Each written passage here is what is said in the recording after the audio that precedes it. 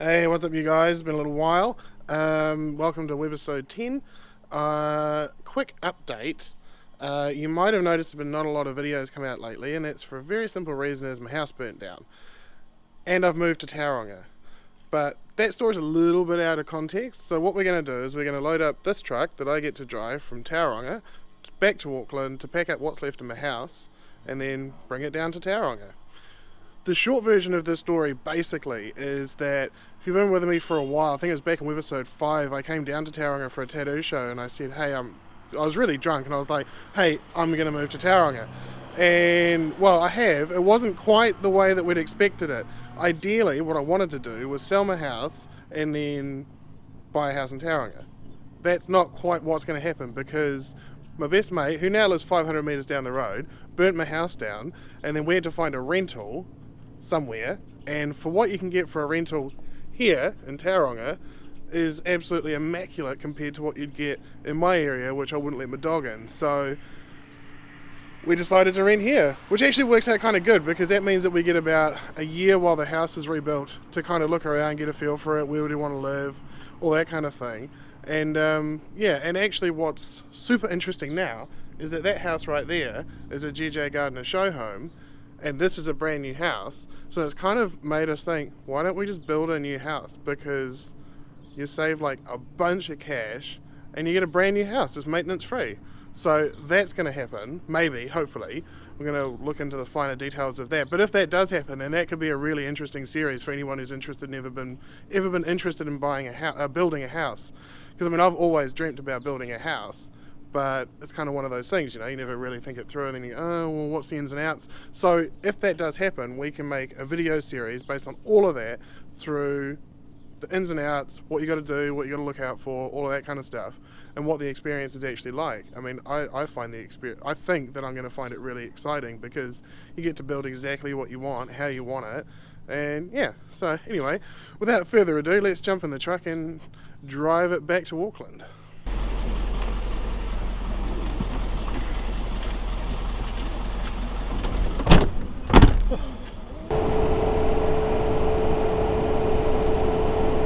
Well, that's the first leg of the trip done.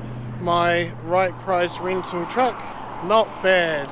Really easy to drive. I'll do a bit of a car check on that in a little while. We just stopped at the Pukiko's Nest for a coffee and a pie. $6 pies, $25 overall.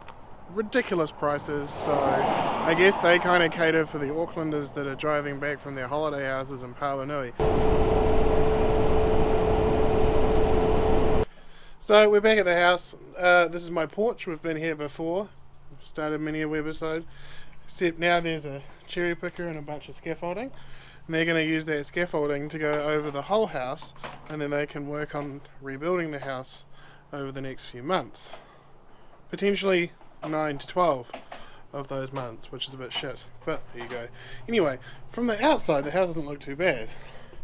When you come inside, that big light part there is a hole. You can see the sky, and it's the same there. And there was nothing over that for the best part of the last week, so it's been raining inside the house. I think I put a video of that up on Instagram. And so the fire started in the room above the kitchen. This is the kitchen, and there used to be a floor there, and then that's the sky, which is not ideal at all. So that's a bit shit. Yeah, and so basically anything that didn't get burnt or smoke damage is now water damaged. So basically the whole house is a little bit fucked. So basically what's going to happen next is a bunch of people are going to come in and they're going to see what can and can't be salvaged in terms of like that bookcase.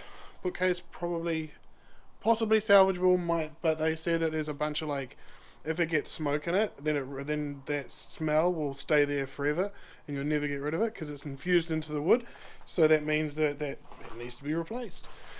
But they're going to rip up all of the carpet, they're going to strip all of the walls, the whole house back to bare frame, and then they can see which of the structural parts of the house are sound, and then they can decide whether or not they rip the whole house down or build on what's left. And I think they'll build on what's left. But yeah, and you can see my cooker's a bit fucked.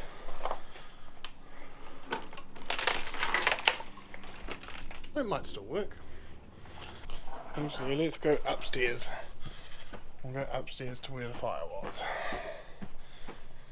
Oh, still mings up here. So this used to be a very nice bedroom. And as you can see now, it's an observatory. There's no floor there, so I won't go over there. You can see down there's the kitchen. And yeah, so you can see there were two beds, two bed frames. Moose was asleep on that one, I think, the night before of the fire. But he got out.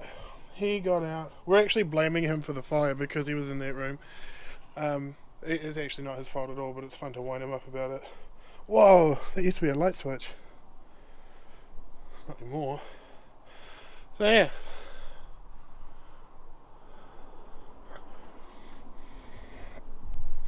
Not ideal at all.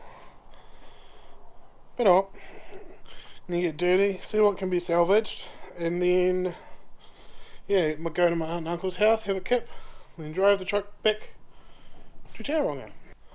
Morning all, frosty start. Got woken up at about 5, which means I had about 3 hours sleep, which is actually pretty good going for me at the moment. So yeah. So, gonna grab what the boxes are in the house, put them in the truck, grab some tools and shit out of the shed that I don't want to lose, and then drive this big bitch back to Auckland. That's gonna be fun.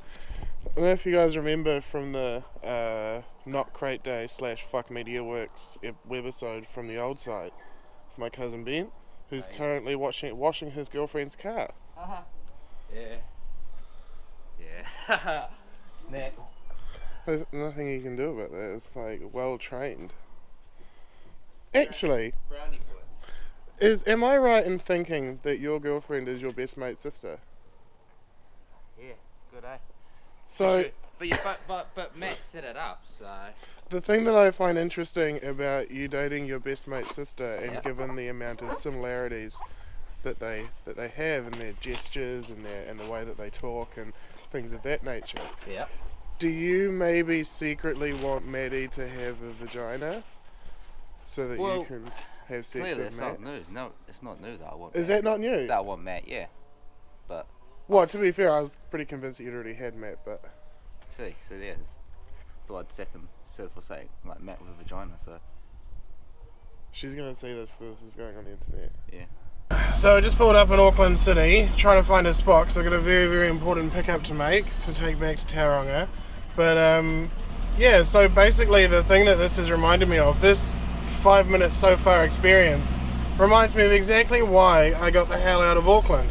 Because everybody behind the wheel of a car is a fucking asshole, especially if you drive a Lexus and you buy your shirts from Hallenstein's, you fucking loser.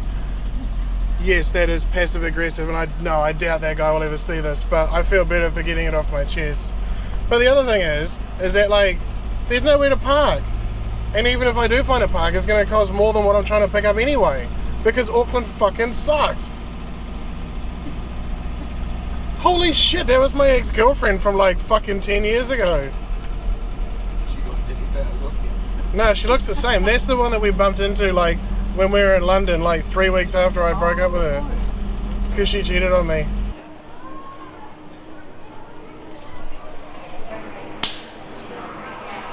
This is what we've come for. Open it.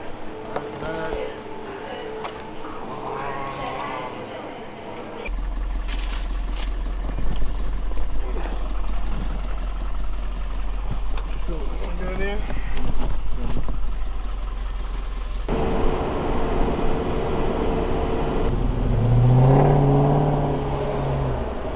That was useful.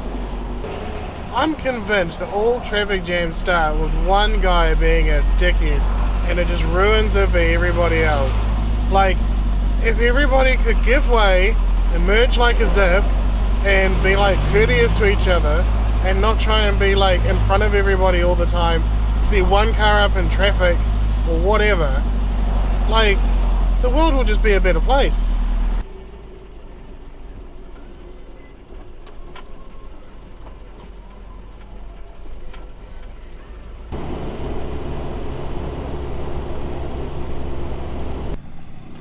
So, we have decided to stop so Dad can have a cigarette and stretch his back. I don't smoke anymore, haven't done for a year and a half, so I don't need a cigarette. I thought I might take this time to show you some of the features of my wonderful, wonderful truck. The gearbox is neat, it's really simple, it's just drive and reverse and neutral, and that's all you got to do.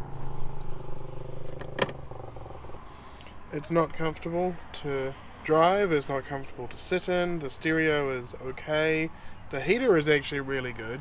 The other morning we were driving literally in clouds because the fog was so low, and the heater was really good.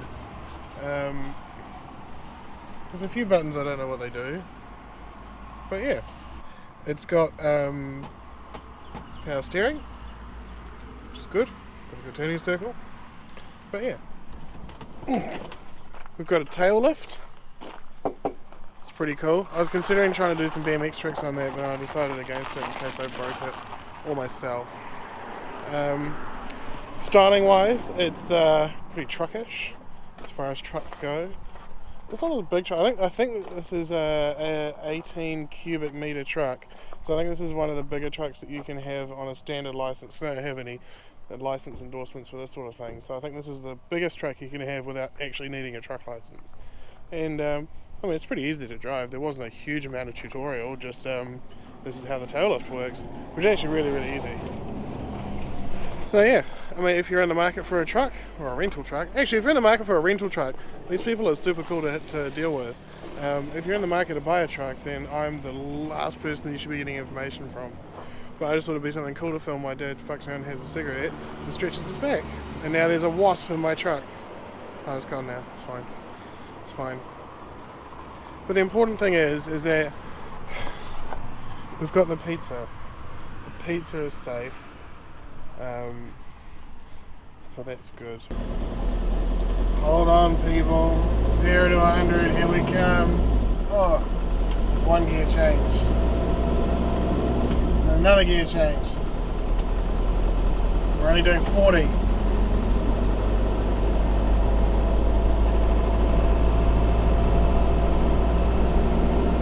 Red line at 3400. We're at 2000 RPM. And another gear change. We're only doing 70 kilometers an hour. And that's performance that you just can't get anywhere else.